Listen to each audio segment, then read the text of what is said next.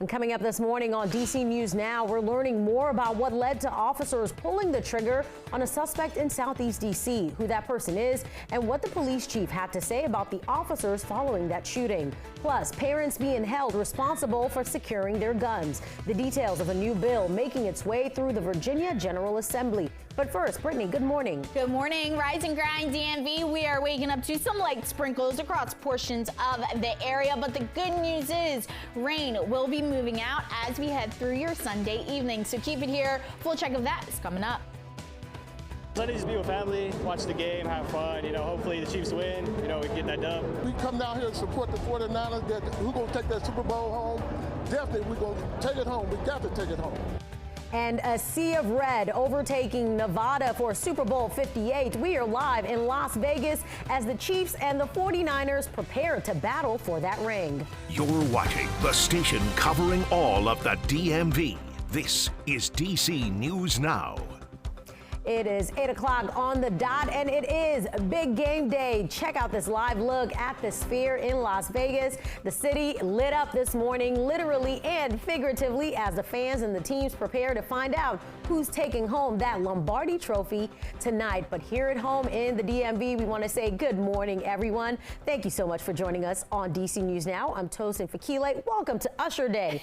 We'll get to our top stories in just a bit, but first, we're going to send things over to weather forecaster Brittany Ward. And Brittany, honestly, I am caught up in the excitement of today because, confession, it's going to be not the best day here, but it's a great game day, so we'll take it. Good luck, Las Vegas, right? Yeah, all I have to say is, Tosin, I got a very big TV waiting for me at home.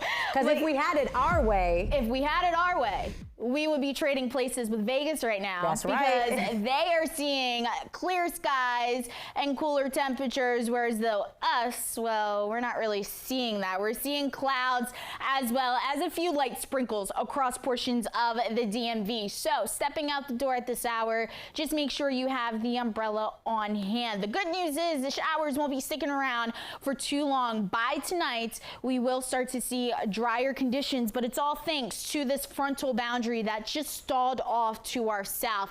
This will slowly work its way across the area, moving into the eastern seaboard as we head through your evening, but then behind it, we are tracking another system that's going to be bringing us some rain as we head through the first half of your work week. So Tosin, keep it here. We'll have a full check of that forecast and what to expect when Usher hits the stage later on tonight. Looking forward to it. Cannot wait. Your time, 8:02, and new details coming in overnight over a police shooting in the Anacostia neighborhood. The suspect in that shooting has been identified as 35-year-old Kenneth Coleman. The shooting happened Friday night along Bangor Street. Investigators say officers were patrolling the area when they tried to stop Coleman. Officials say Coleman started running, and when police followed him, he pulled out a firearm and shot at the officers. That's when police say they returned fire, hitting Coleman.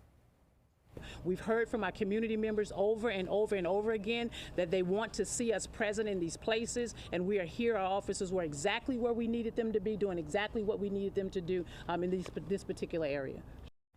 Coleman was taken to the hospital, treated with non-life-threatening injuries. He's facing several charges, including aggravated assault on a police officer. Investigators say the officers involved are on administrative leave. And according to investigators, the officers were not in full uniform at the time, but they did have on body cameras.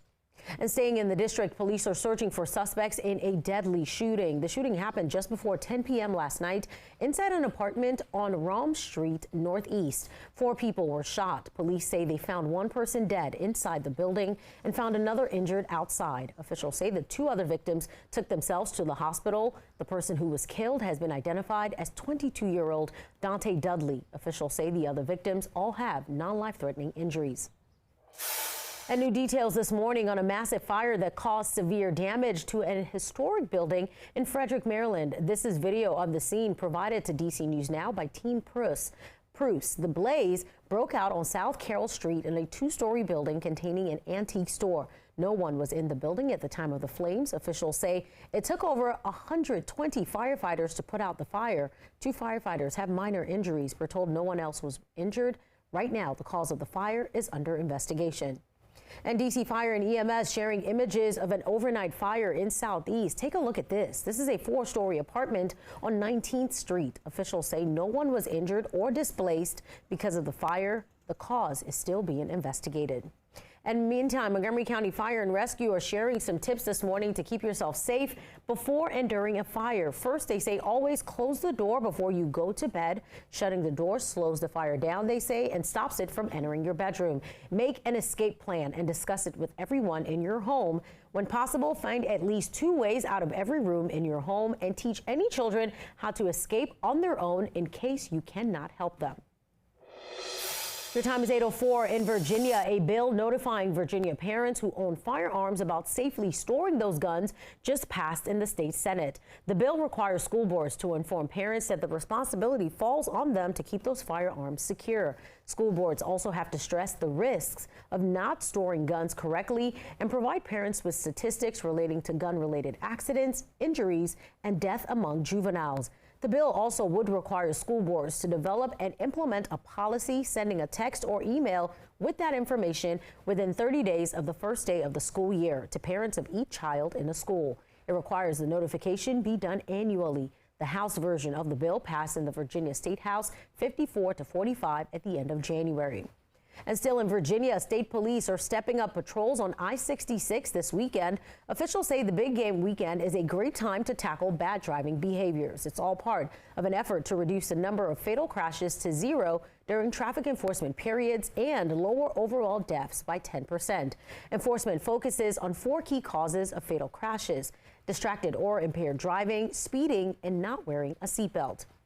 Meantime, Prince William County Police are also sharing tips to stay safe this weekend when you're going out and about watching the big game. It also includes advice for people hosting big game parties. Hosts are encouraged to serve a lot of food, especially snacks high in protein. Include lots of non-alcoholic beverages in your lineup. Police also say you should stop serving and drinking alcohol at the end of the third quarter. Make sure to appoint a designated driver in advance and don't hesitate to call a cab or ride share if needed. A survey by the American Gaming Association finds a record-breaking number of people are expected to bet on this year's Super Bowl. The association estimates nearly 68 million adults will gamble this year. That's 25% of Americans and a 35% increase from last year. The association expects $23 billion to be bet this year. All this in spite of sports betting being legal in 38 states and Washington, D.C.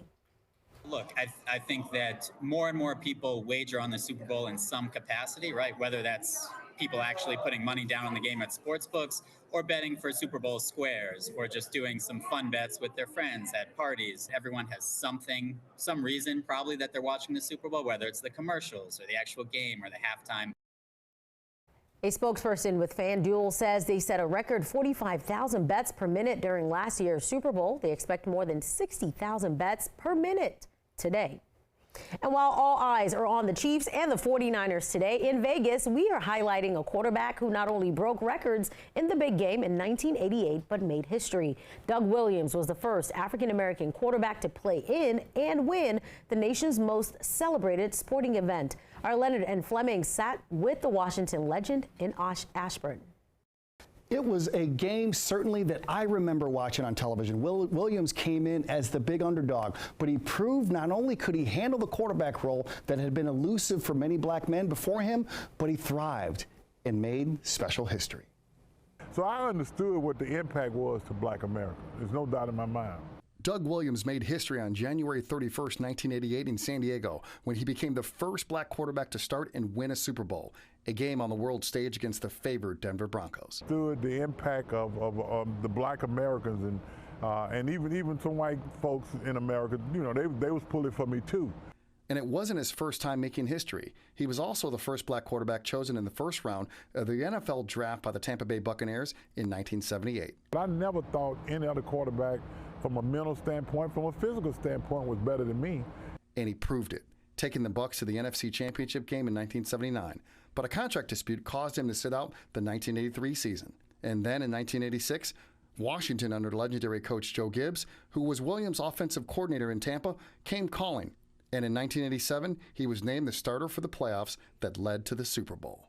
He says the day before the big game, he felt tremendous pain. You know, I woke up with a toothache. He had to undergo a 4.5-hour root canal.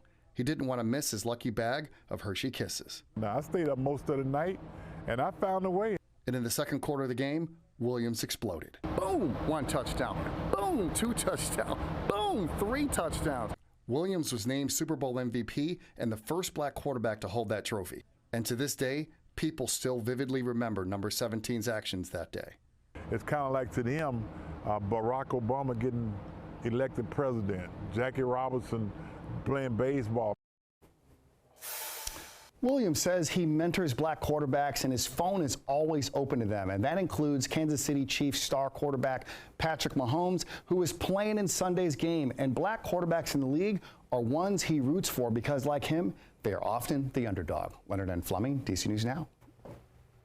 Leonard, thank you. And coming up at 8:45, we're live in Las Vegas. Our reporter on the ground giving us a last look at each team's prep before they rush to the field. But first, let's check in with Brittany Ward. So, Brittany, we know what it looks like here. What does it look like in Vegas? It's totally a different picture. In Vegas, they are seeing clear skies, dry conditions, and mild temperatures. The only thing we have in common with Vegas right now is our mild temperatures. We are going to be holding on to cloudy skies across the entire area. Scattered rain is in the forecast, and highs today will be getting back into the 50s. Come tonight, we start to see drier conditions. Those clouds will be sticking around, and we do have a dry start to your Monday. It's Monday afternoon into the evening. That will be the next chance for us to see rain. So we'll time that out for you coming up.